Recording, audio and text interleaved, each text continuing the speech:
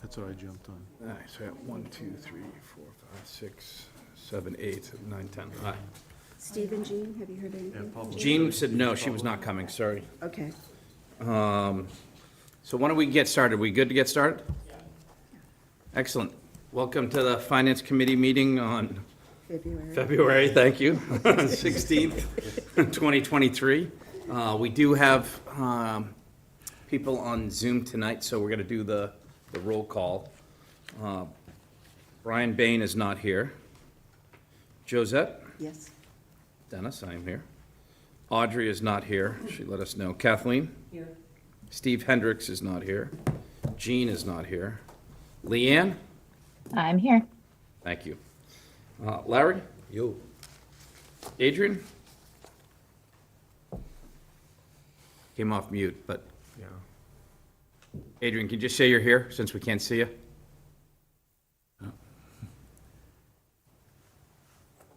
Move on. I'm not gonna- I'm going to just, Come back. yeah, we'll come back. Mark, we got a name. Doug?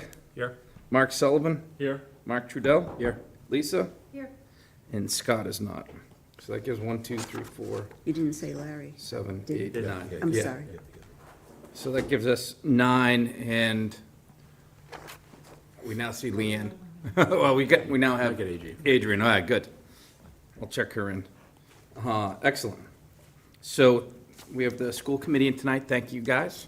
There were a lot of emails and messages that went back and forth today, which were helpful. What I tried to do at the end is compile everything. I sent an email before I got on a train to come home, so that was probably around 4:45. So everyone should have it. I meant to print it out and so we could distribute it, but I took the 3 different responses, put it into one email, and gave it to everyone. And what I will do is ask to have that included. I'll send it off so it gets included in the minutes, because I thought the questions were good and the responses were good, and so it took a lot of the stuff that I probably would have asked and discussed, and you guys clarified it, so I want to just make sure it gets into the minutes for the town members from there. I will say, just in the future, if we are sending emails with questions to anyone that's coming in, if you could just CC me on them, just so I know, so I can keep track of it. I appreciate Bridget and Jim and Mike for including me, so I could put it all together and go from there. With that, I'll turn it over to you guys. And if anybody has any further questions after this meeting, or tomorrow, or next week, don't hesitate to email Mike or myself, or, give us a call. Happy to meet with you. As we get into the FY '24 budget numbers, which is included in this handout, and Leanne and I just emailed you this handout, so you should have that to look at.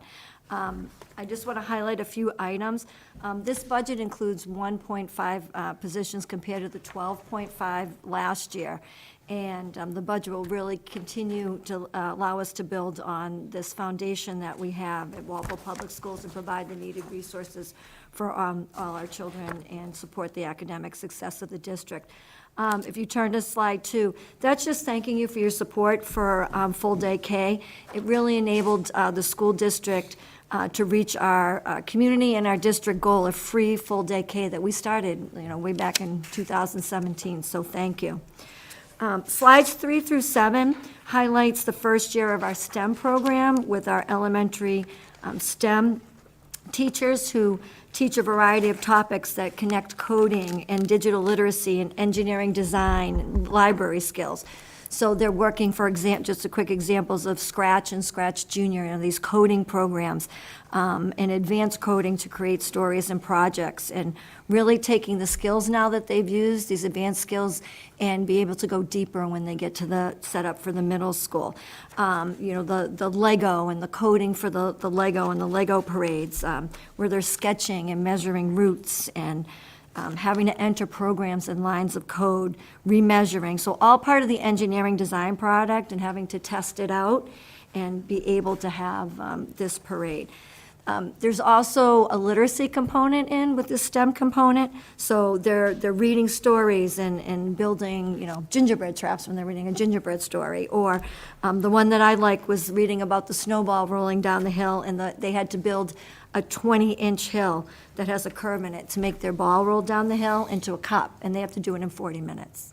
So It's really taking these activities during book checkout time.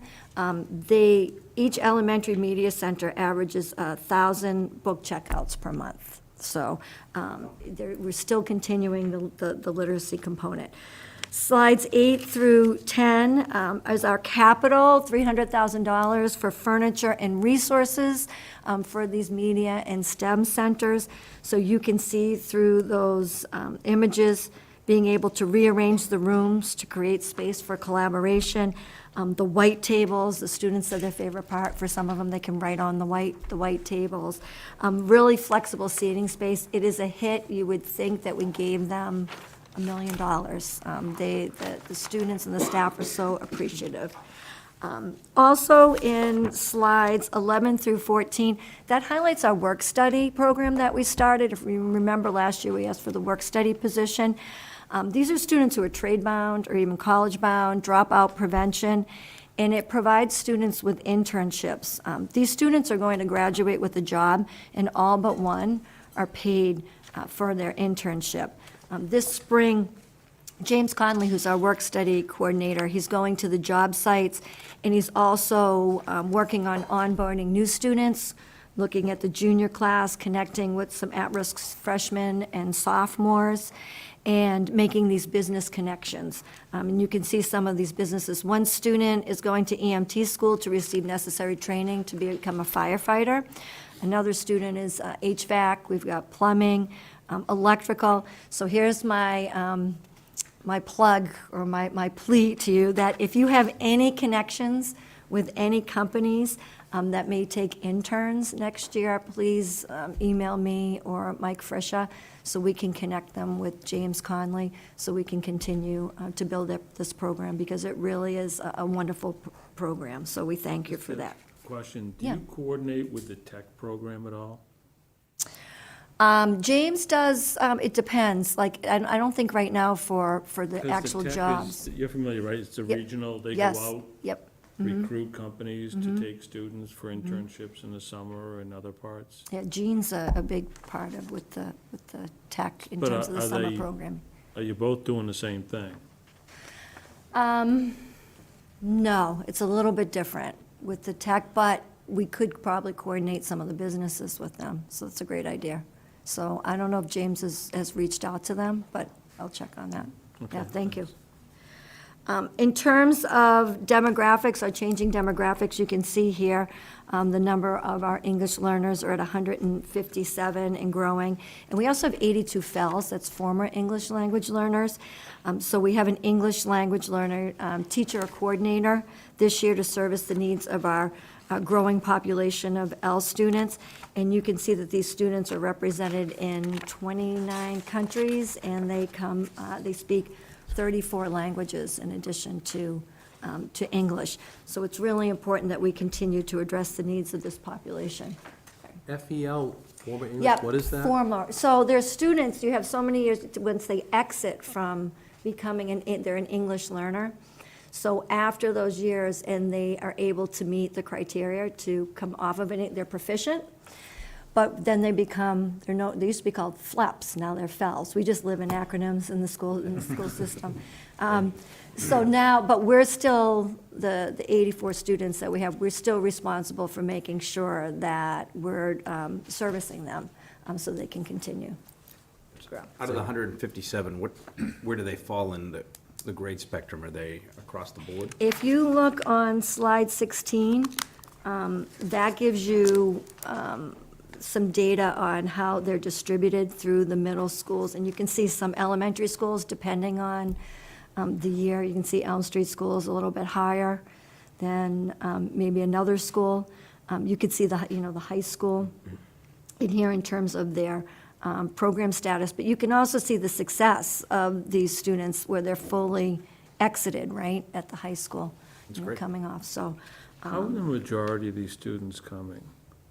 Is it families getting apartments? Are they sponsored by different groups? No, they're moving in from everywhere. It depends. Years ago, when we had the earthquake in Haiti, we had an influx. I would say we have a lot of families from Brazil, but we've had like Ukraine, Russia, they've come in from everywhere. Right, so the reason I'm asking, I won't go into any details with it, but there's cases where like, well-meaning groups go out and help people in need globally, and I don't mean to sound that isn't a good thing, but then they come back and, okay, we've brought these families back to sponsor, and they pick a town and say, and we're moving these families into your town, we've done a lot of good things. And then the problem is the town is now faced with huge challenges to educate. So I'm just wondering, is Walpole a recipient of,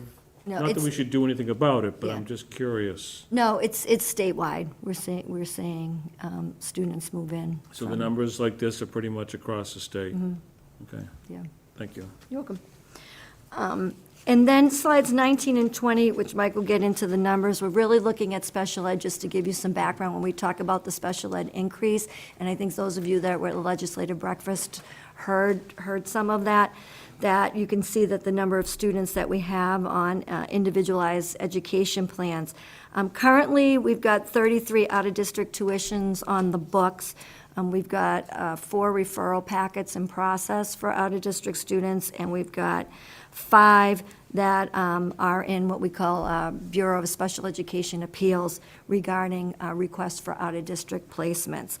We also have 10 students for the Home for Little Wanderers. We manage those cases, but we're not, we don't pay the tuition. We're not fiscally responsible for those students. When you look at the in-district programs that we have, this allows students to get a free and appropriate public education in a least restrictive environment and keeps students from going out of district.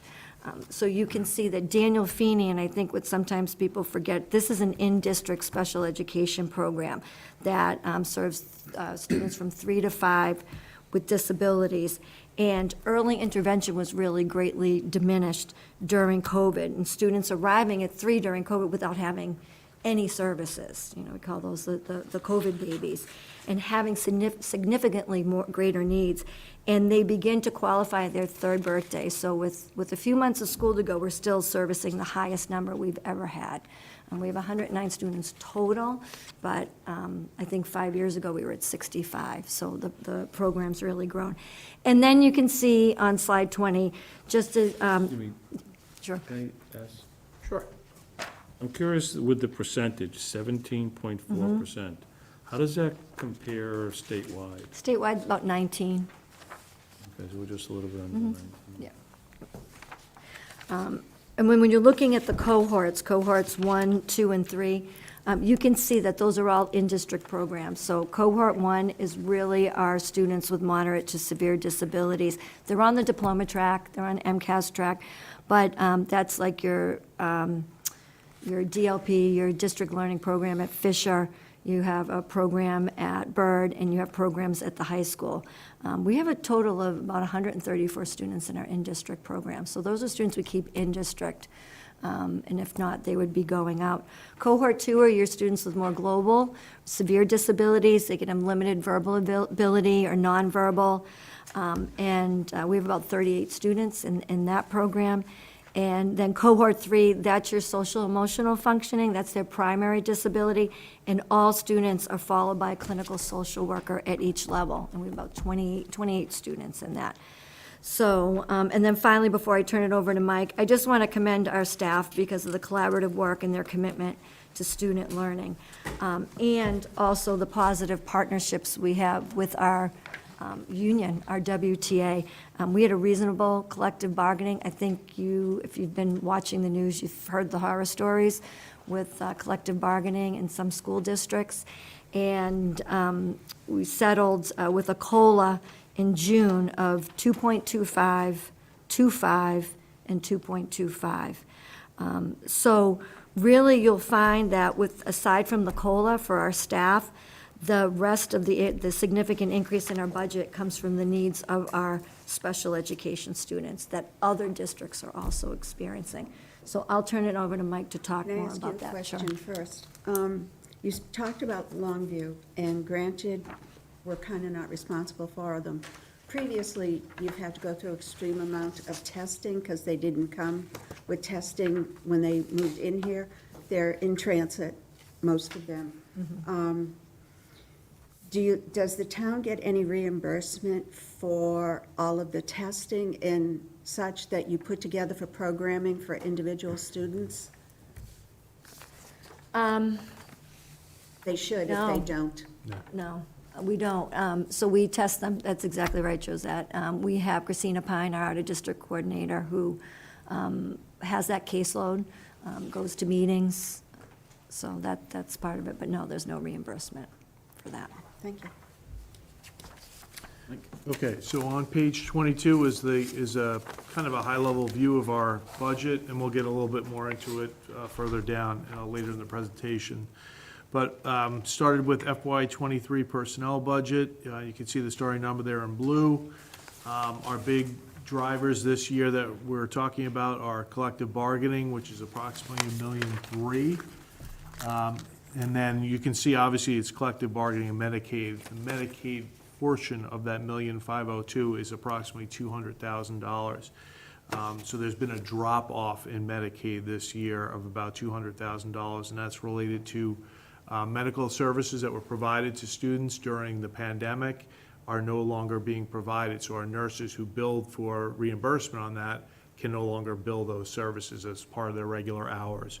So we're losing approximately $200,000 there. So that's that $1,502,000. In addition, Bridget mentioned several times the special ed challenges that we're facing. The two positions that we're looking for, which actually 1.5 FTEs, are related to special ed and the needs of one of our severe special needs programs. So there's much more significant emotional needs of students that we're seeing who are in that program. So that is a team chairperson, 0.5 for that position, and a 1.0 MSN, which is a moderate special needs special education teacher for that same program, pretty much. So that gives us an FY '24 personnel request of $46,599,371, which is an increase of $1,617,394. So those are the personnel-related items, which is, as you remember, last year we had a lot more discussion about personnel. This year, it's much more streamlined into the special ed area. So moving down the list to goods and services, you can see the FY '23 numbers there, and what did we build upon that number this year? We had some central services, $66,000 increase, mostly associated with transportation. So our yellow bus contract is actually out to bid right now, and I'm getting early indications from the vendor that it'll be about a 4% increase. That will affect yellow bus transportation for regular students traveling around like you see them, and sports-related travel as well, late buses, those types of services. So yellow bus services in general primarily make up that $66,000. In buildings, we had an uptick in our electric expenditures, and so I'm increasing that budget by approximately $15,000 to account for that growth. I think all of us in this room know that the cost of electricity has risen, but we are in a multi-year contract with the town, so we are relatively fixed on the supply side of that. So the increase isn't as dramatic as it would be if we were floating at the market rate like we all are in our homes. So that's a $15,000 increase on buildings. Technology is $98,000 increase. That's directly associated with us trying to develop a plan for sustainability over the long haul. We were in a conversation in this room 6-7 months ago about trying to fund some of these needs, not necessarily in capital, but try to internalize some of that maintenance costs into our operating budget. So that is a function, that increase of $98,000 is a function of us looking at projector replacements in our district, as well as, I'm trying to think of the other one, so it was projectors and network infrastructure, like Wi-Fi hotspots that are in this room, and network infrastructure, switches and things of that sort that you need to maintain as part of your network. The big change, I think we've talked about already in other meetings, was that our Chromebook supply, our student devices that prior to COVID were nowhere near one-to-one, are now one-to-one. So what we funded through capital covered everything, now it only covers our one-to-one devices. That's how much we've increased. So again, trying to take some of the ownership of our maintenance and our sustainability plan going forward. Next item is special education. I'll get into that a little bit more down below, but you can see the $283,000 increase. As compared to prior times, it's not that significant, but when we get into the conversation in a minute or so, you'll see that there is some real concern out there that goes above that $283,000. And then finally, the schools, goods and services, our principals have seen their purchasing power decline significantly due to inflation. So we've given them some more money within their goods and service budgets to fund their normal pens, paper, those kinds of supplies. In addition, some new curriculum that we've introduced, science in particular requires science kits. So those kits have been added to that resource requirement, and that makes up the $31,154, and that is exclusively elementary schools. Middle schools and high schools have been level funded on their budgets, which I'm sure you saw within your goods and service budget. So that totals a $494,000 increase approximately, which gives the school department, where we currently sit right now, we're at a $2,111,846 increase, which gives us the budget line of a $53,506,500 budget request. That's where we're sitting right now. Town administrator is at a $1,902,396 increase, which is a budget for Jim of $53,297,050. So that obviously gives you a gap of approximately $209,000. So what I would say about that gap is we've worked pretty closely with Jim this year, as we do in all years. We've whittled down to the most limited gap that we could possibly get in working with Jim. It's come down significantly. We were high as $650,000 at one point. So we've gotten that down to $209,000, and we have a plan for how to address that gap. We're not expecting the town administrator to help us at this point. I think Jim did a final round that helped us get to the 209, and we're comfortable with where we sit right now. So can I ask a question? Because Sure. this drives me crazy every year. I mean, and this is for a dozen years now, that you guys come into this with different numbers. Why do we come in with different numbers? And right, your last statement is you've got a plan. So if you've got a plan, why didn't you give us the plan that gets you to the 53,297, rather than come in with this variable? Right, so right now, the budget season's a long season, right? For us, with a budget of our size, we're leaving the doors open.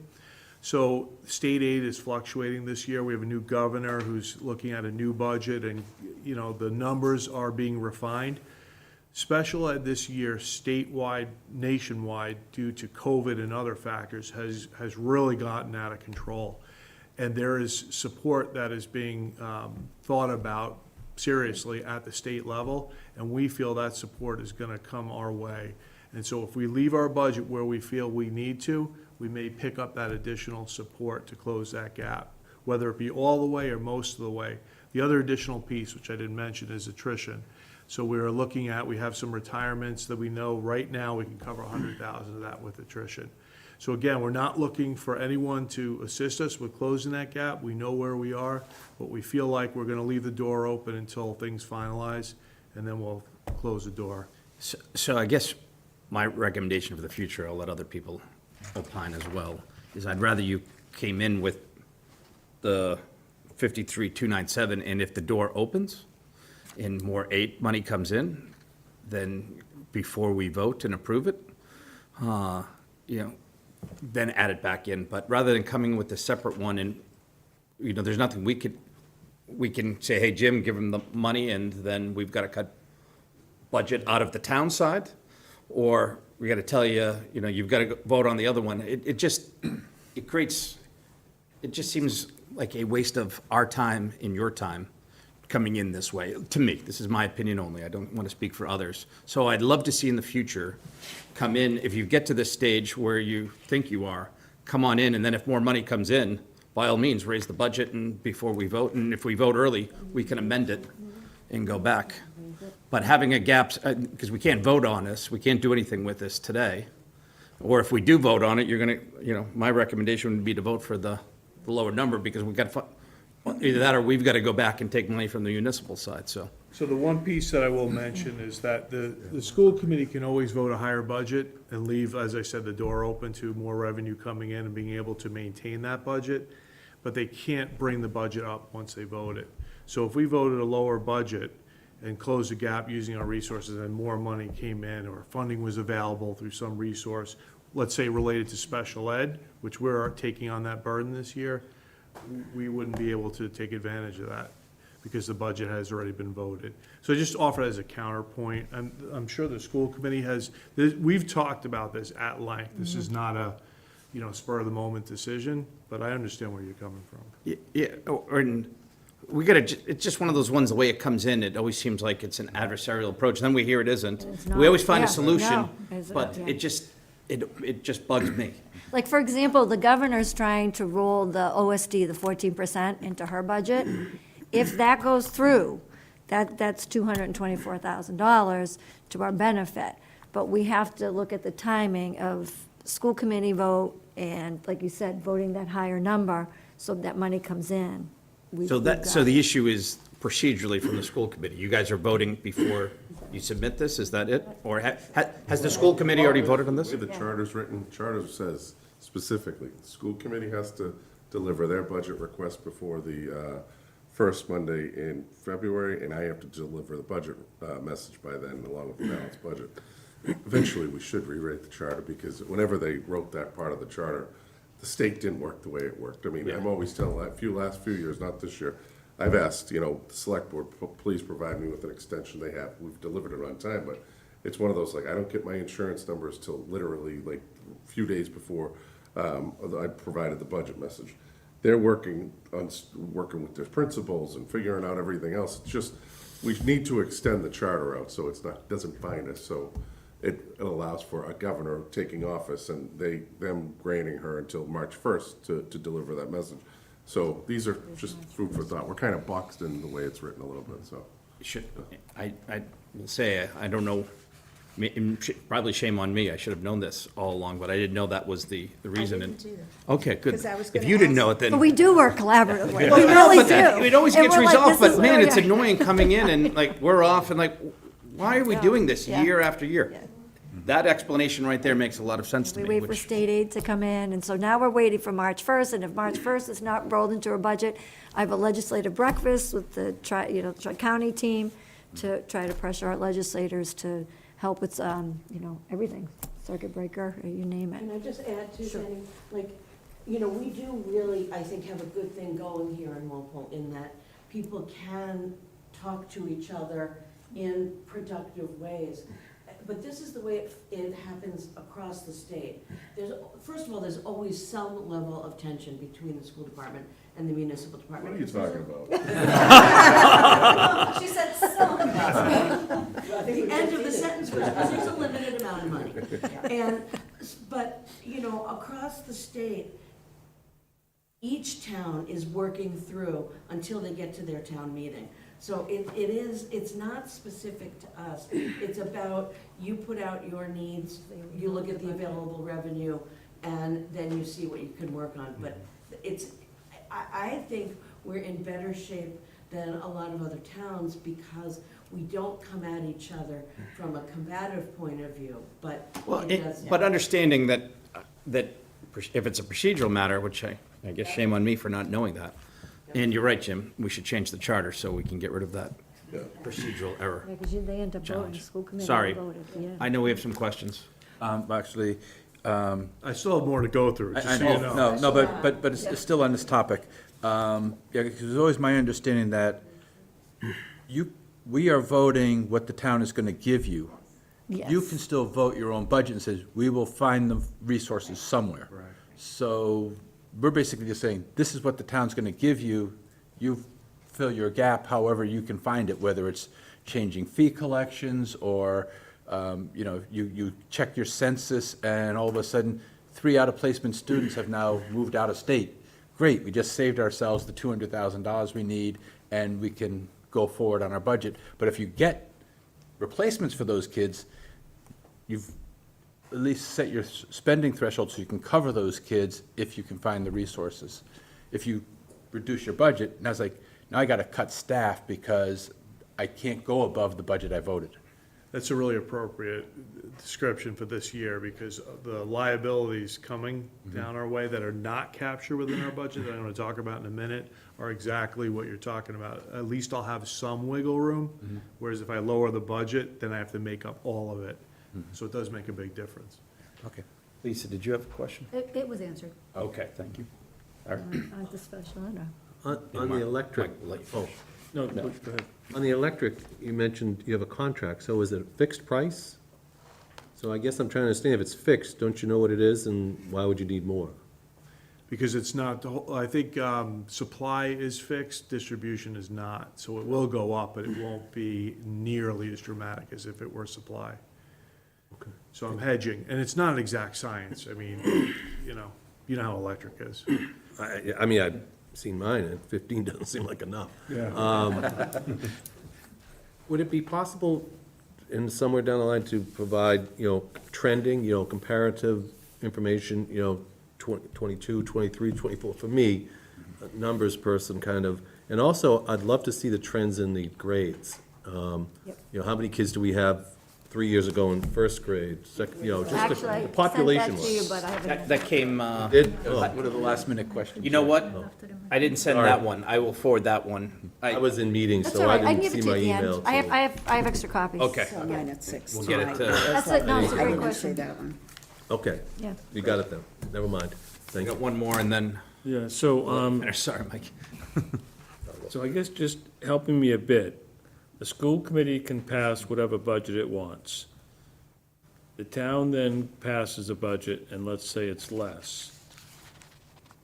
Figure out ways to get cost savings, and then you can use that, what you figured out, to fund yourself to what the school committee said. Or additional revenue. So it could be savings, you could cut positions and get yourself down to town administrator's The budget. day, your budget can be higher than what the town approved. You could end up spending more than what the town. You just have to find the I revenue. just have to fill the gap, correct. So if the governor's budget that 224 you said, but that has to come into the town and then the town, so that has to be, that wouldn't be, Appropriating, right? Yeah. So no, the way it works is basically, when I'm setting the budget, we set the budget, this year's kind of an exception, but usually what, the last few years, we've taken the whatever the state finalized, the number was, call it 10 million even. If that's what was finalized in FY '23, we just rolled it forward to FY '24. And like this year, I think there's an extra 200,000 that came in over what we had budgeted, which is good. We'd rather come in over budget, because there was one place that we were a little short. I'm like, oh, but we'll make it up there. So, I added an extra 100,000 into, if it was 10.2 million, I added to round out the budget to make up the gap that we talked about. I said, I know the state is likely gonna come in with at least another 100,000. They always do. So we made it $10.3 million. So I added that extra 100,000 in anticipation. It's not really a lot of money we get versus what I budgeted versus what's the final number. It's usually I don't think it's been 300, as high as 300. It's, usually a few $100,000, so. Hi. So when the governor's number comes out, that's not the final number. It still has to go through the House and then the Senate. And they have to do their joint thing where everybody gets together and agrees on a number.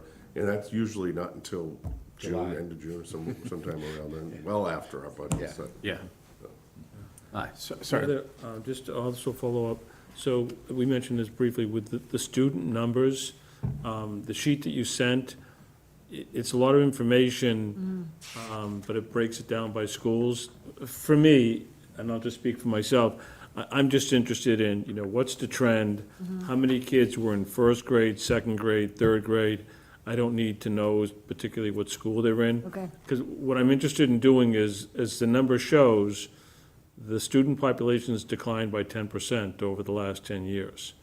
So now that we hit, the school's gonna be faced with additional costs, what do we do?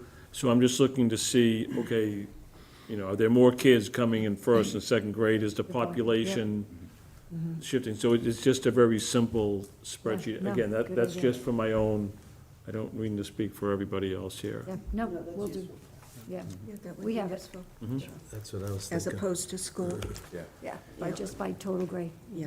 So what we gotta do is remember all of these comments we're making now, so when we meet next November, we She's can ready. tell you ahead of time, so we Right. can work on these things from there, so get it for next year. Sorry, Mike, you wanna finish? Sorry. All right, now you- So what I wanted to do is drill down a little bit on slide, on page 23. I want to drill into that 283 a little bit. This isn't an exercise where the numbers necessarily net off, but when we're talking about special ed increases this year, something that was highlighted briefly was the OSD, the Operational Services Division within the state government, oversees tuition increases for private special ed institutions. And generally, they'll increase between 2% and 3% upon request of that school. This year, because of requests from these schools, that labor costs have grown dramatically and they cannot staff their schools without increasing the pay, they put a request in for 14%, and OSD granted that. So what does that mean to Walpole, and what does it mean to a lot of other towns who are probably paying a lot more than we are? That's a $225,000 increase to our special ed out-of-district placements in our district. So with one fell swoop, we now own $225,000 more of obligation that we have to address. So that's in that $283,000 number, because again, 283 is a big net off. So I'm just giving you the outstanding things that we were concerned about this year and have managed. In addition, because we've had graduations of kids, and that directly impacts circuit breaker, our circuit breaker number declined by $350,000 as well. So that's a number that the special ed department and I use to reduce our special ed tuition obligation, because circuit breaker is exactly that. It's an offset to special ed tuitions. So that number goes down by $350,000. It's related to tuitions. It also lags them by 1 year. So we're taking a hit, and then hopefully as tuitions go back up, which they are, we will pick up that money again as we move forward. But right now, we're in a lull for reimbursement. This is out of district, right? Correct. Yep. And then finally, our additional costs for out-of-district placements at the time this budget was done was $175,000 increase, and that, again, was managed within that $283,000 number. So you can see that $750,000, that translated into $283 because we were able to get efficiencies, reduce, had some graduations. There was a whole litany of things that happened. What I will say about this year that's unique is that the changes that have happened since this budget was fixed are daily. I mean, I have John Quilley, special ed director, coming to my office daily to give me updates on where special ed is going. It is nothing like I've ever seen before, and I've been doing this job for 13 years. It is really, we are facing a shift in special ed that we're gonna have to figure out, because there's a lot of districts in a lot worse condition than we are. So I just kind of put that out there. So what can we do to prevent this, whirlwind of things happening? Well, over the past 3 years approximately, the school committee has asked me, and I've worked with the superintendent and everyone, the special ed director, to cull together any money we've had at year end and put that into circuit breaker as an account, and you can move it forward from year to year. We always had a balance of zero because we never had money available. With the COVID funding, the ARPA funding, all the money that was given to schools to help us get through COVID, we've taken those monies and moved them forward over the past few years. So what we currently have available for circuit breaker is $1,300,000 that we've carried forward from prior fiscal years. In addition, you're allowed to make prepayments. If you have money left over at the end of the year, you can prepay your tuitions for the next year, and that will drop actual costs and free up money within your budget. So we paid ahead $212,000 last year out of last year's budget to offset this year's budget, to give us a buffer in this year's budget. So that will help us get through this year as these expenses balloon. I just want to go up one level. There are 8 students that are extreme needs, very high needs, that we do not know where they're gonna be placed. We are not 100% confident they are going to be placed. Some are move-ins, some are requests for placements, some are, I'm placing my child there, I expect you to pay for it. There's a litany of things that are playing out right now, especially amongst these 8 students. That totals $757,000. Rather than put that in our budget and come to the town for $757,000 more dollars, we are using our surplus as a reserve to cover any overages that play out, whether it be this year as we're progressing along or next year. So this is an example of us trying to be conservative and using that so that we're not coming with much more requests to the town than we need to. Does that make sense? I think so, but some clarifying questions from me, and we'll get From others as we go. So the 1.5 million is any of that going into the budget for '24? Or that's your backup in the middle of the year as people move in, move out, or potentially the 757? Special education Correct. reserve, yeah. Correct. It'll insulate us from this year and it will insulate us from next year. Okay. All right, so that clarified for me. Yeah, my question is about using the surplus for potentially up to 8 students who are very expensive.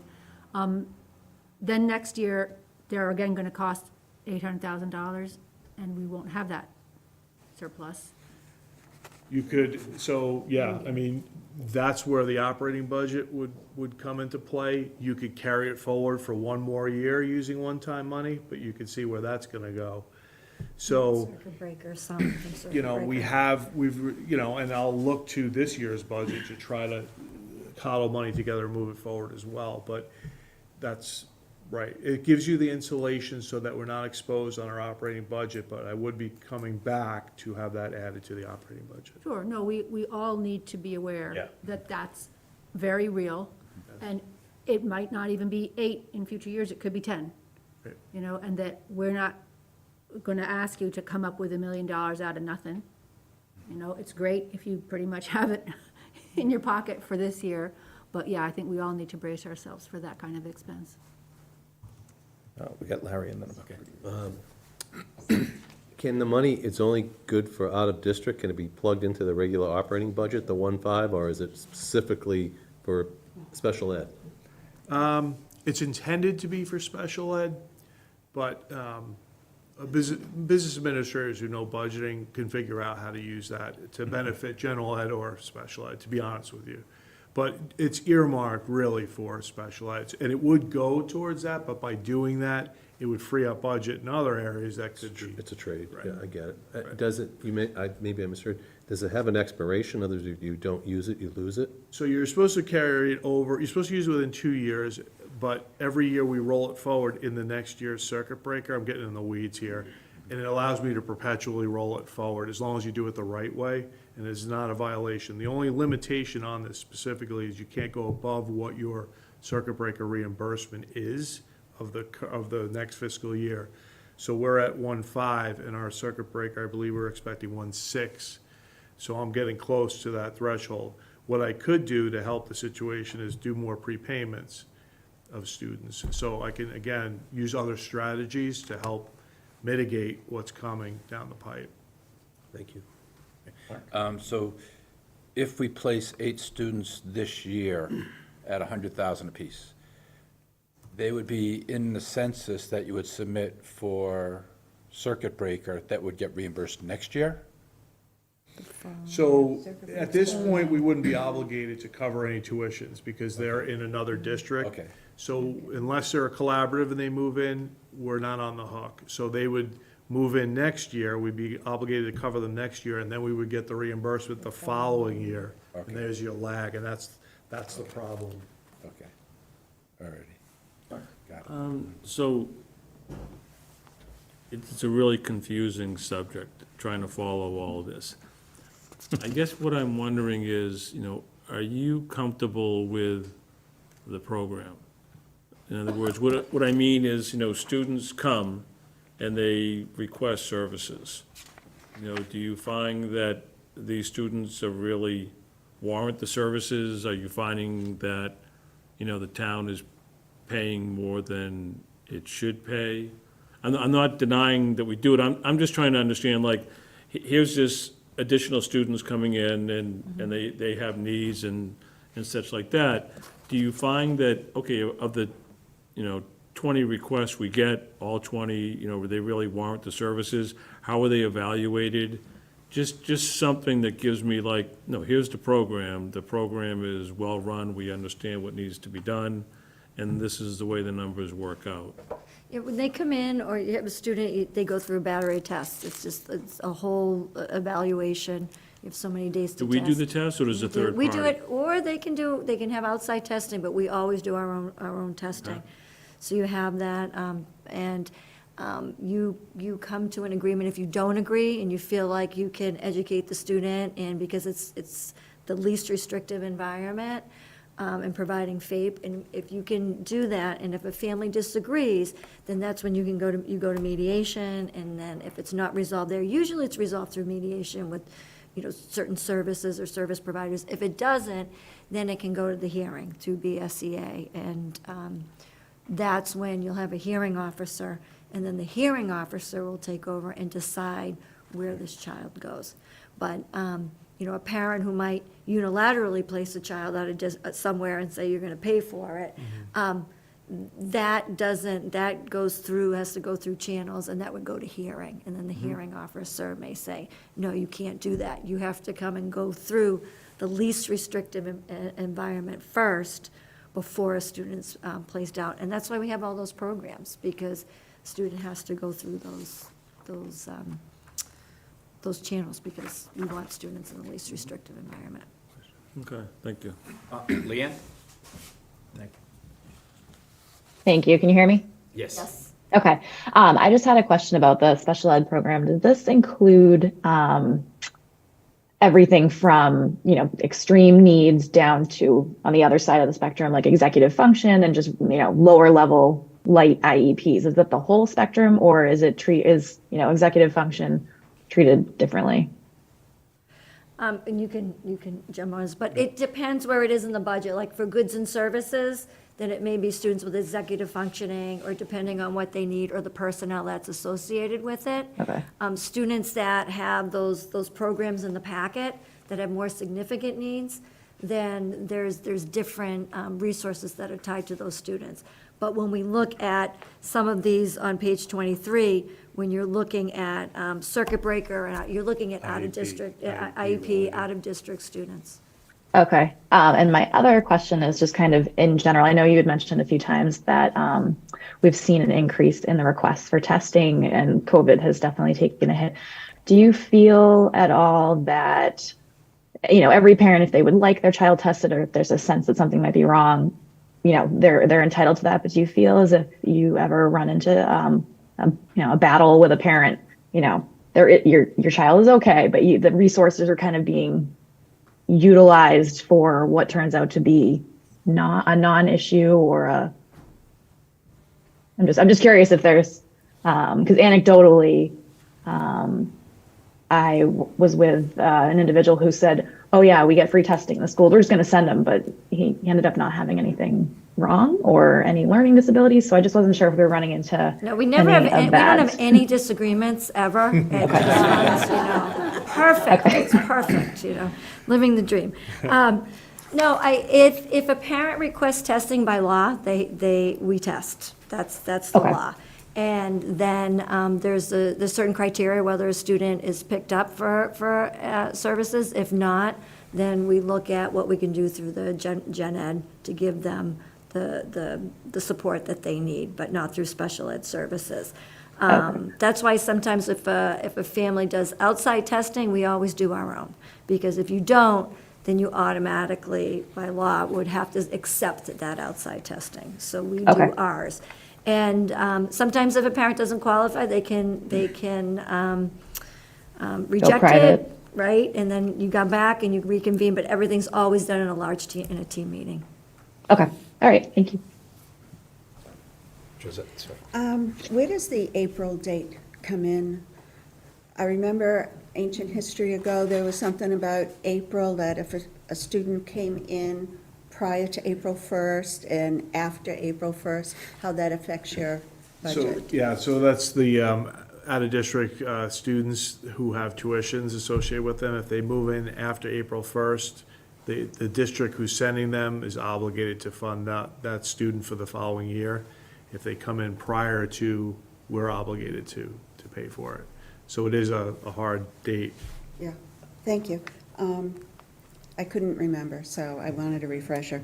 And the ARPA, what exactly was that used for the school department in general? There's a lot of COVID relief grants that were, I'd rather send you the spreadsheet because it's Okay. pretty comprehensive, but we've pretty much exhausted the prior fundings of ARPA, ESSER. It was ESSER 1, 2, and 3. We're on to 3 right now, and we're finishing that off. That has to be expended by July 1, 24. There was So- nice that follow-up. but Yeah. 24. So that's what we're waiting. We have our plan in place. Anyone paid out of ESSER is in that grant, not in the operating budget. So, but that will be exhausted by next July. We funded a lot through summer programming for all students because of COVID, and that was free. They were able to do that through ESSER funding. Thank you for the clarification. I just have one last question. Sure. ESSER funding. So I was taking the train back and I was reading about former Secretary Pfizer. She had a big event today and they were warning school systems to say, those of you that have been relying on the federal funds, ESSER maybe is what he called, ESSER, saying you've got to be careful because those funds are going away. And a lot of school systems will be caught trying to, do we have, and It's a good question. So we knew that, like, that's one-time money, and we talk about one-time versus operating budget, recurring revenue sources. We did have some in the heat of COVID, we had extra kindergarten teachers within the ESSER funding because we needed extra teachers to dilute the classes and spread the kids out. Seeing that was gonna eventually run out, we've moved those kindergarten teachers out to the operating budget, so they're already in these figures that we're looking at now. So we don't have anyone that we're not thoughtful about when that money goes away. We're gonna ride it out, we're gonna utilize all that funding, but in the end, we know where those people need to be. okay, thank you. Mike, you had one more slide. Nope, Oh, that's Bridget. Nope, that's just information. So, Okay. Did you So- want to go? In honor of Sue from the past years on special ed, and we've talked about the numbers and all of this, is the state and the federal government providing their proper funding sources to the levels as the law stated they would, or these are all still unfunded mandates that are coming in? Pollyanna world. It really depends on what area you're referring to. So if you- Special ed payments and requirements Education primarily. would help. I mean, they've added transportation reimbursement to circuit breaker, so you're now getting 75% reimbursement on your transportation cost once you clear the threshold for circuit breaker, so that's an advantage. We've talked about McKinney-Vento in the past, homeless transportation. That's a 50-50 split where it was nothing at one point. So they have done some things. The Medicaid, right, which is the one that we really depended on, comes and goes, it ebbs and flows, right? We were impacted by the COVID funding going away and the reimbursement for COVID, so that's down. I mean, it's just kind of a roller coaster. It's hard to really nail it down. I'm sure that people would claim that they're not fulfilling their obligation, and it's just a matter of what you're talking about, what perspective you're taking on that. I'd like to lower the threshold. We would like to, yeah, we'd like to, rather than having to hit $50,000, which is basically where it is now, before you get 75% reimbursement, we'd love to see them lower that threshold back to like 40 or 30, whatever it is, so that we're getting reimbursed at a higher rate for those tuition costs. And you know, it's only that above the threshold that you get the percentage, yeah, not the yeah. whole Yeah. thing, right? So, that's what's Great, thank you. Lisa. Lisa? Could you quickly outline for me what the staffing is for school counselors and therapists now? Right there, FTE. So I was gonna go through the FTE report. Okay, right. when you get to it. Okay. Did you have a question on this topic, or? Yeah, through you, school committee, I bring it up every year.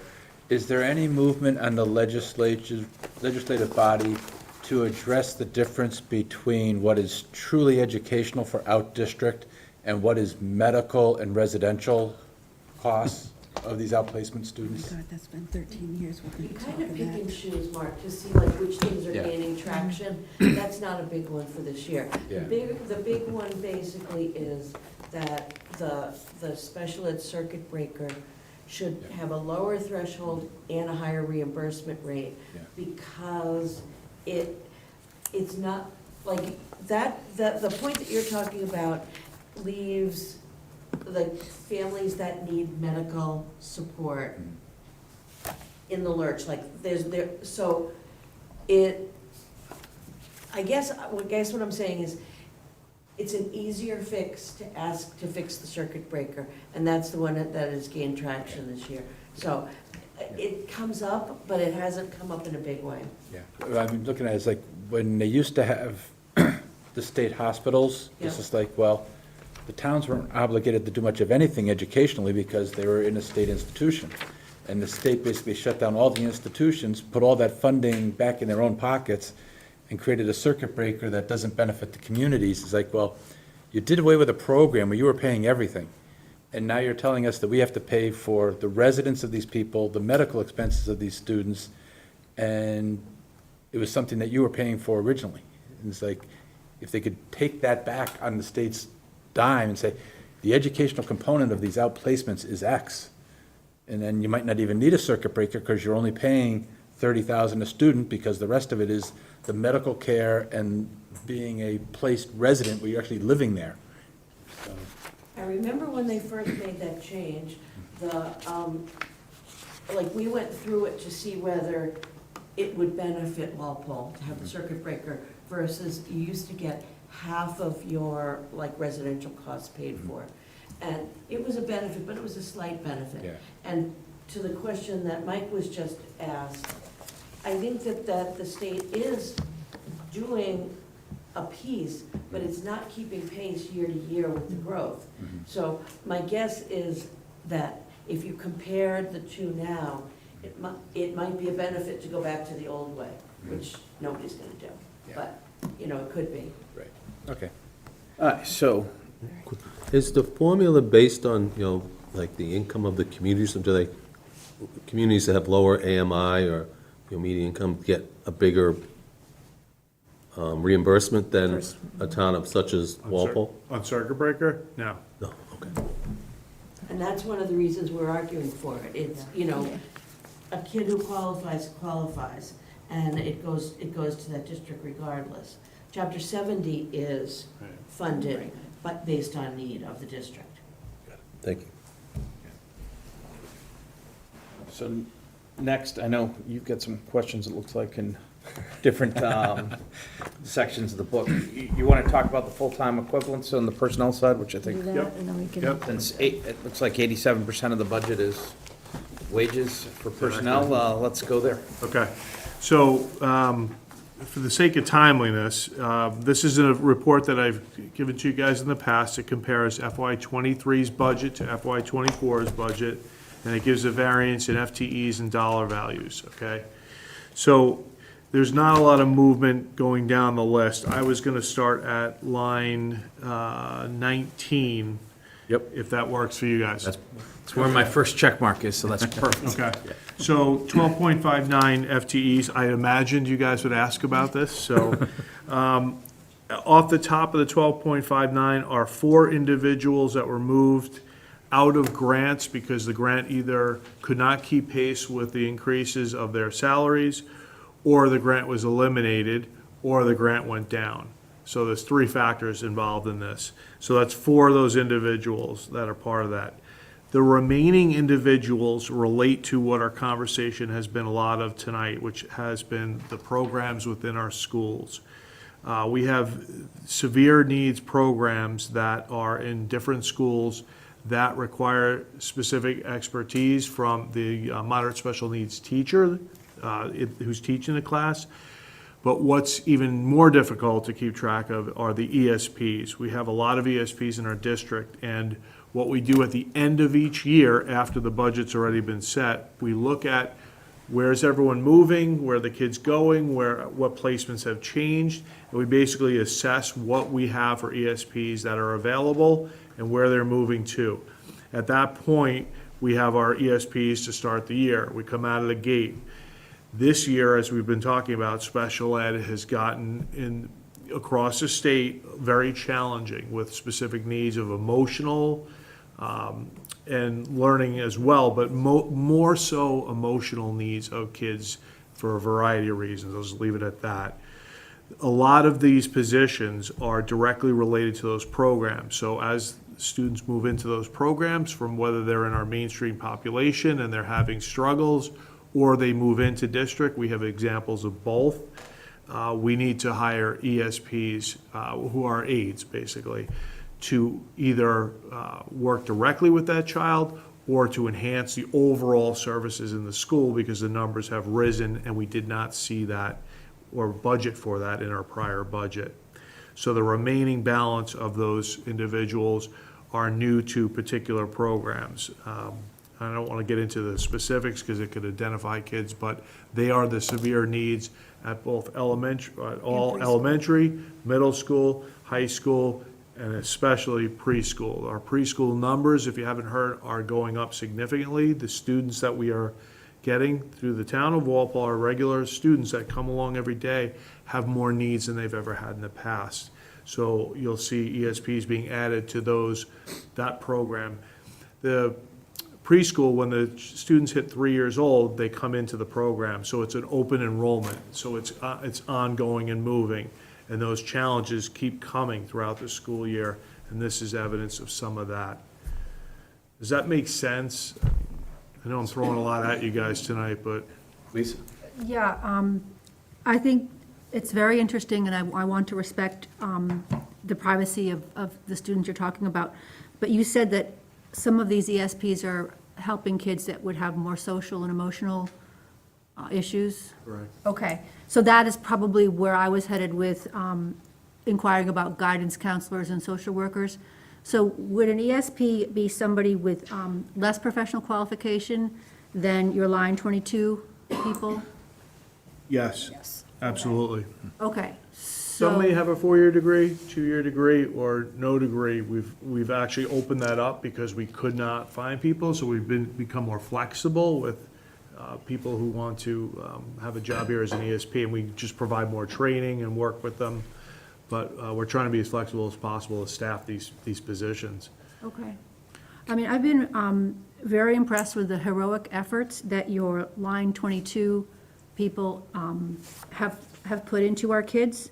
I feel that when you're addressing students on the margins, and we're looking at English language learners or special eds kids, one of the groups that really has been ignored traditionally in Walpole has been LGBTQ, right down to the elementary level.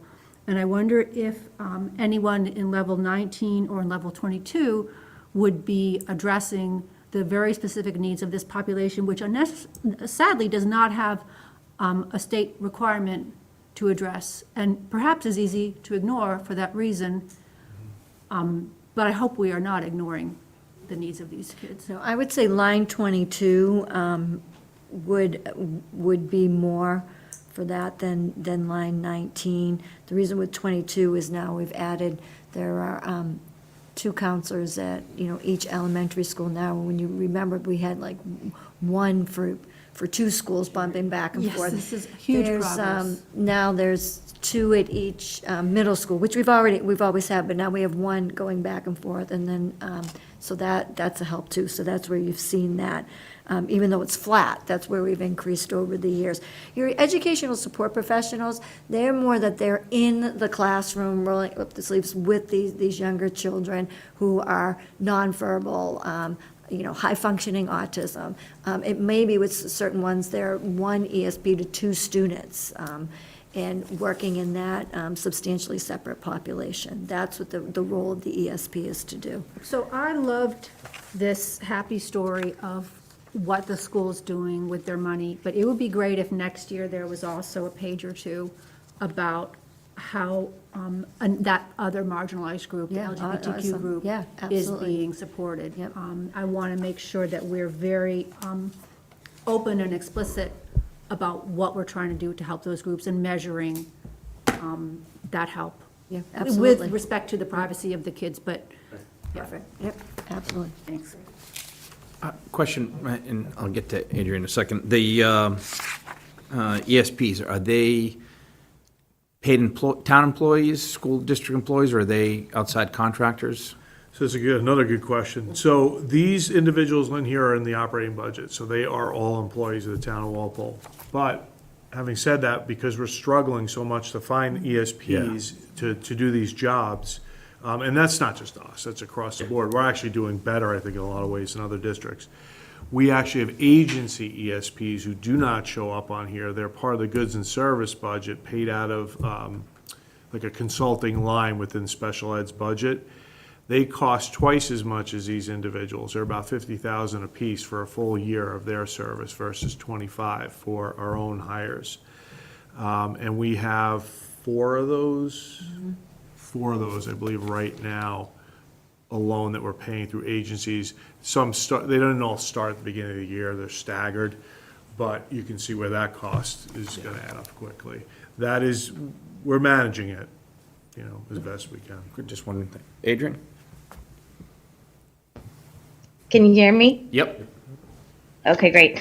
So I am currently working as an ESP at the Fisher School. So I just wanted to say firsthand that the position is, you're basically an arm of the special ed teacher. So, they can have, one teacher can have multiple ESPs so that they can be in multiple places at the same time. So while they're servicing one kid potentially in a small group, the ESPs can go into the classroom. If it's a first grade special ed teacher and you have two ESPs, then you can be in two different classrooms at once. So you're essentially just a branch of that main teacher, and it allows that teacher to be in many places at once.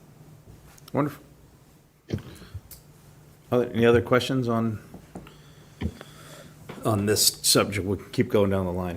Okay, so the next item I had was, let's see, that one, 29, 26 is a team chair. I'll just mention that's a 0.5 increase. That's, we mentioned earlier, that's one of the 1.5 positions that we mentioned earlier, so you can see that in there. Secretaries, we had an unfilled secretarial position through COVID. We didn't need it. Somebody had resigned, so we held out on that.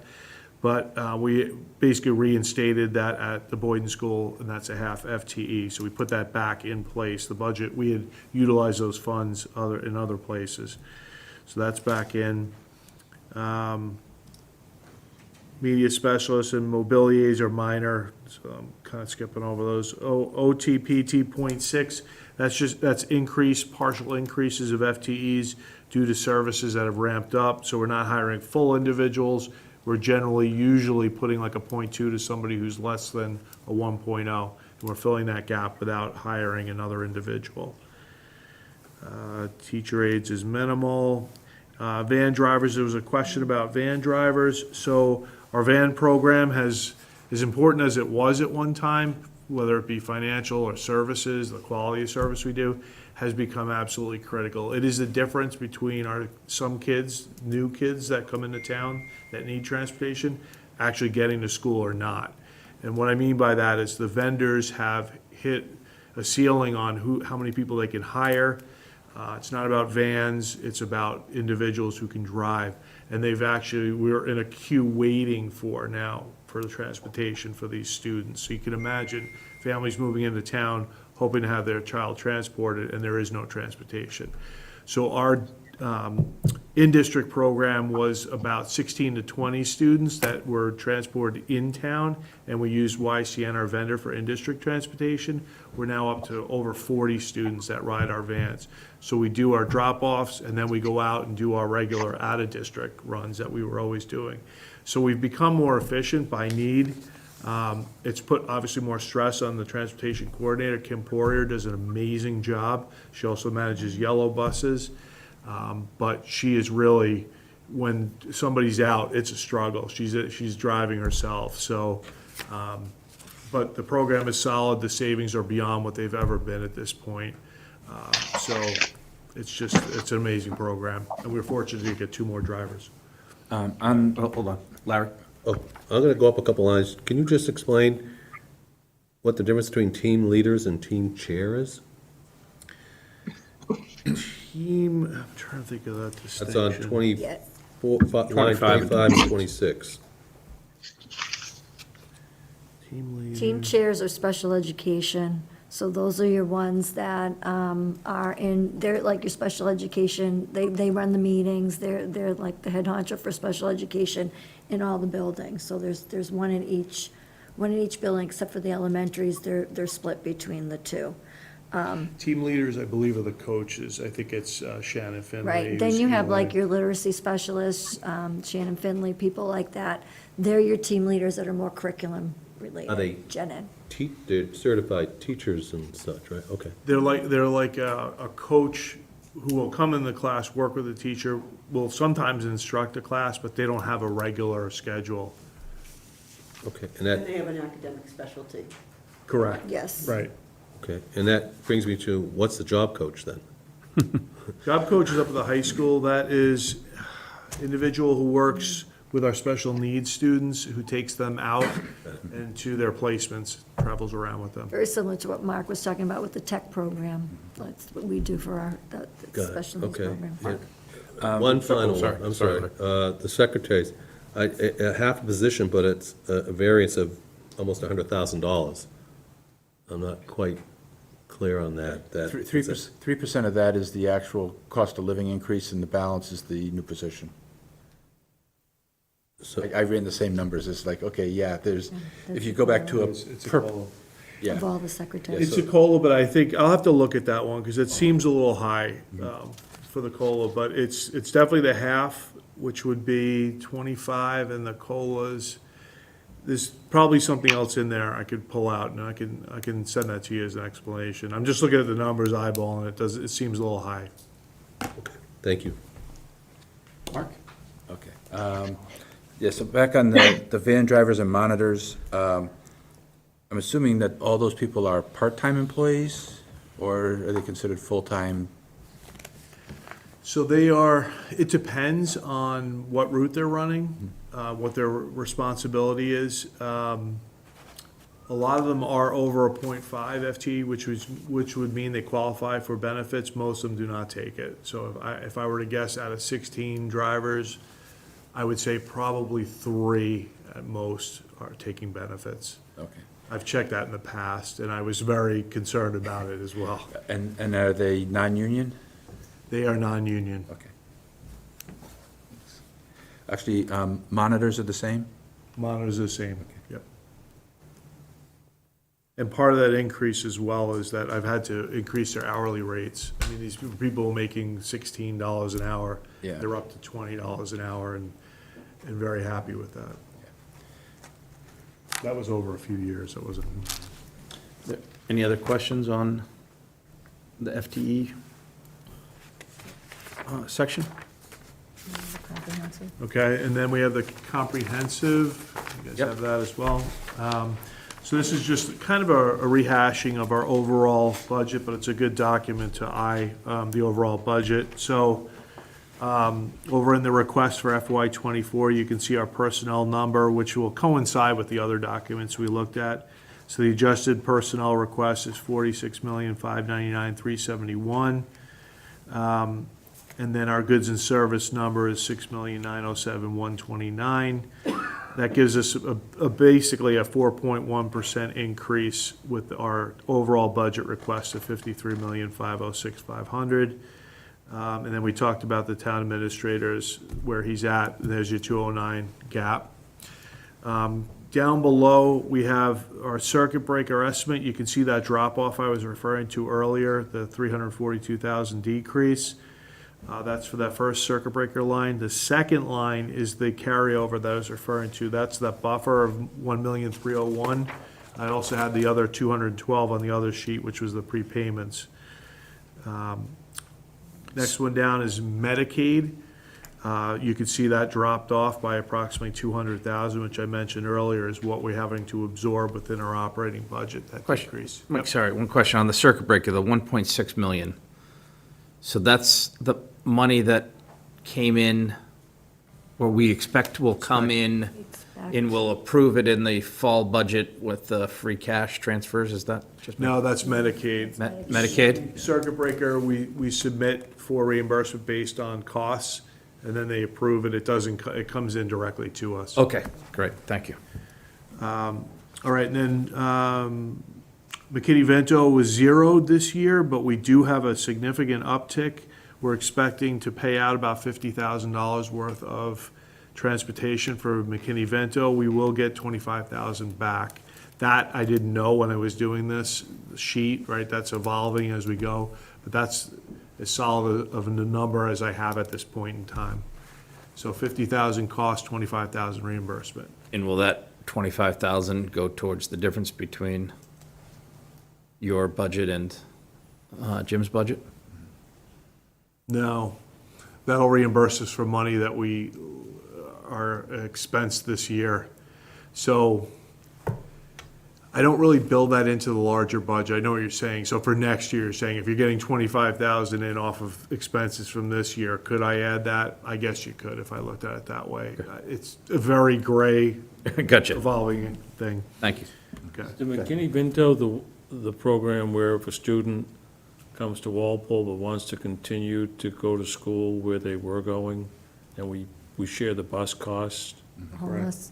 It's to try to prevent the disruptions in homeless students' lives. by So we haven't allowing- had any, but we have some students coming in that may. Correct, yep.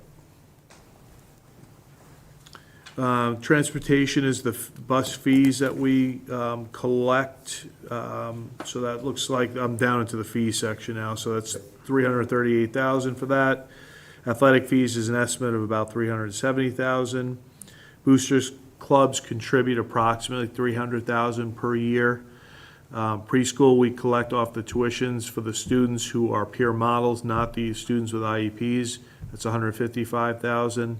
That looks like a $30,000 increase because that program, again, continues to grow. Extended Day is just one of our most amazing programs next to our food service program. They currently have 515,000 in that account.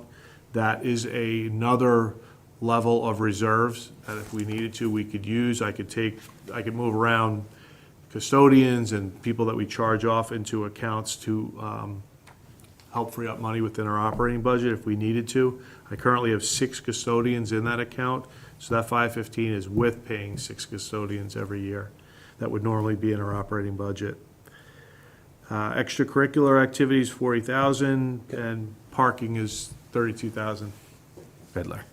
On the custodians, in other words, is it, you're just allocating, say, 4 hours a day for, because they're dealing with, extended day, or is it the full custodian salary line? I do the full, you could do either. I could allocate it and still do the same amount, I just have to divide it amongst more people. So I just take what I can use, total dollars, what I need, and I allocate that number of people to that account. Okay. So it's not it's not like directly related to the services they provide in an elementary school. Like I might have a middle school custodian in there, a high school, and there is no extended day there. Right. But it's just more a matter of budget offsets. So when that money comes in, does it go to like the town general fund, or is it No, that's a revolving account. revolving account? Okay. And it pays for all the staff, it pays for the director's salary, and then obviously that's the additional. Leanne? Thank you. For the extended day, do we run it in-house, that program, or is that, do we subcontract out the management of it? Now, it's fully run in-house by Devin Clifford's our extended day coordinator. He runs the program and hires the staff and manages all the needs of the program. Great, please continue. And then parking was the 32,240. That's what we're anticipating for next year's parking fees. That goes directly to offset the Yellow Bus contract. Down to grants, I basically level fund grants because at this point in the year, I have no idea where they're going to be. Obviously, from the actual column, you can see that there are differences, and we're left to either absorb that difference if it's less than, or utilize the more than, which generally doesn't really happen, so it's usually less than. How many Medco students do we have? Round figure? Oh, I don't want to, it's decreased. I don't want to give an exact, I'll give you that information. I don't want to be incorrect on the We've had exact figure. Medco students, my oldest son is 59 almost, and there were Medco students when he started school. So it's kind of interesting that all these decades later, we still have them. Yeah, we do. Larry?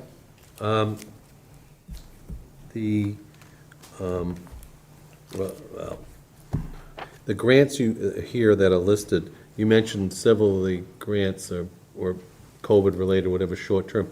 Are they reflected here? Now, they're a separate spreadsheet because there's so much of them, and we had to take in the money, track the expenses, and just keep track of it, and there was at least 7 or 8 of them, so it was like an entity unto itself. I can give you copies of that if you want to look at it. The only one left is ESSER 3 at this point. Okay, thanks. Josette, sorry. Clarification, what's the title for Safe School 309?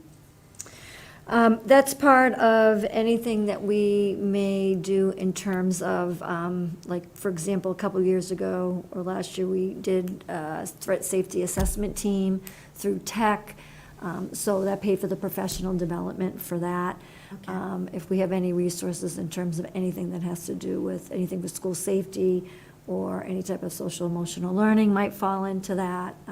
We can, we received a grant for our SEL curriculum that helped I fund. just wasn't familiar with it. Thank you. It's not a lot, it's usually anywhere from $9,000 to $10,000 a year, it's just. Leanne? Thanks. Do we, for the title funds, I'm still familiarizing myself with the different programs, but do we send any of our money out to private schools? Yes. We do, okay. Yeah, So you'll it's- send out the mailings and ask how many are from Yes, yep. Walpole? Okay. Right. For example, for Title III, you could have like Blessed Sacrament, for example, but in order for them to take a portion of those funds, there's certain things that they need to be able to do within the DESI regs in order to get those funds. And a lot of schools will just, they won't take it, or they just don't need it. And other schools do, but very few. Okay. Excellent. I'm at the bottom of the sheet. Yep, that's what I was thinking. Going through the consolidated appropriation spreadsheet. We need to go through that and questions? I think, looks like a lot of this has been addressed in your presentation. Seeing if anyone has any questions there. Dan? Yeah.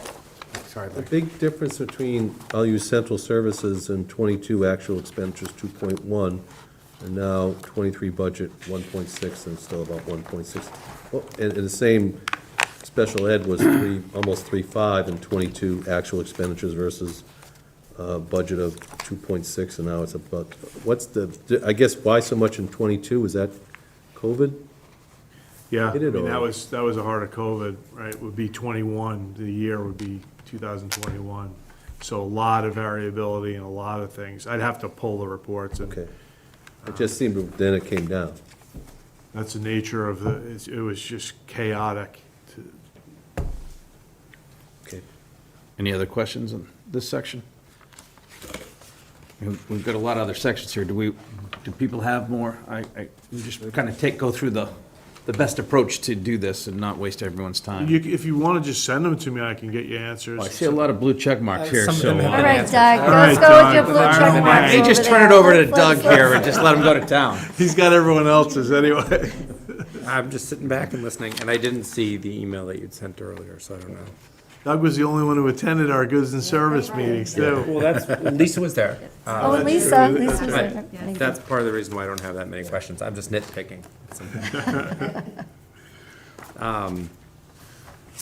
So I guess, since Danny put me on the spot like that, I'm curious about the decreases for, on the central services. We've got line 56 and we've got line 86. It's the decreases of $7,000 and $30,000, and they just seem like significant decreases to me. Sure. And so I'm just curious. So we used to do a lot of advertising for positions, teaching positions and things of that sort, and we now use School Spring, and it's kind of replaced all the, it's the newspaper that we use, the one that goes, Hometown Weekly, we were using those, and every time you run ads, it adds up. And we've used School Spring instead, so we dropped that advertising number significantly. What was the other? Insurance, what was the other one? Contracted services, Contracted service. number 87.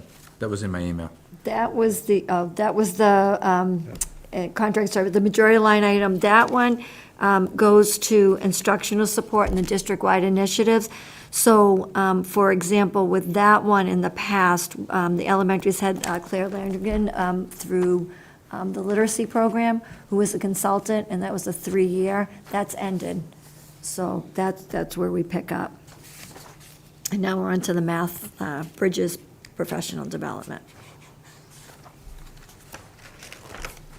Any other questions? I was curious about, and that number 98, testing and assessment. Yeah, that's a $15,000 increase to reflect the state mandate to implement K-12 dyslexia screener. Another unfunded mandate.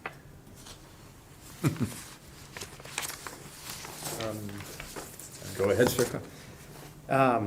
It looks like line number 92, and I'm looking at the detailed pages, and it just talks about stipends for curriculum and assessment development. I'll let you catch up. So that one on 1 and 2, that's in their first part is in their contract. So both of those are, if teachers want to participate in professional development, especially summer R&D, those are R&D expensive, so if they want to do work over the summer, we'll allow them Yeah, no, to. that answers the question.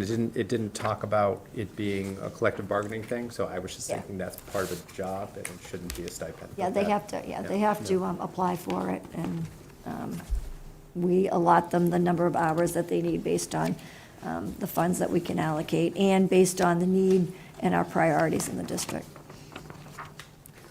The All-State Music Conference, page 112, or I'm sorry, line 112? How many nights does that go for?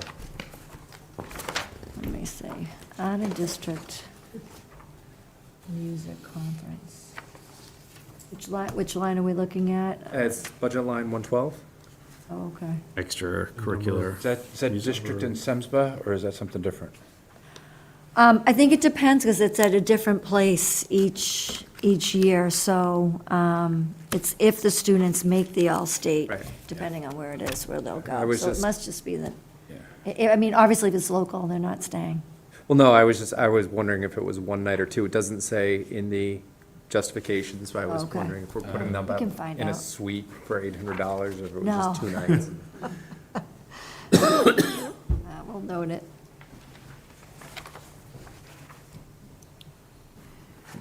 That's all for that section. Next section, Buildings and grounds. instructional technology. Do we want to get down into the, do you have questions? I have one minor question. Let's see, it's budget line number 3 for the instructional technologies. I'm curious about the justification for the travel conference. Do you have any idea where the conference is? when it is? There's no justification, so it's hard to. I think that's in his contract. It's That's in their contract. it's a contract allotment for professional development for all of our administrators have a level of professional development in their contracts. And that's fine. If there was a justification there, I wouldn't have asked. I mean, that's a reimbursable expense, it's not an automatic to them. Correct. So they have to submit their expenses up to that will be reimbursed.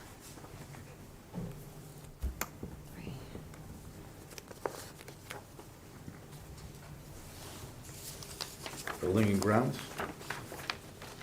Any questions? I think we already covered the electrical issues, so. Oh. yeah. Can I go back one? Yeah. Nope, no, the windows are closed. I'm curious about budget line 2025. It talks about the Wi-Fi access points, and we are anticipating a 40% discount. So I'm wondering when it's in, this 70,000 is the full value, so that's gonna go down by 40% is how I'm reading it? No, that's with the 40%. We budget what it is after. Anything for building and grounds? Yes, but they may have been answered.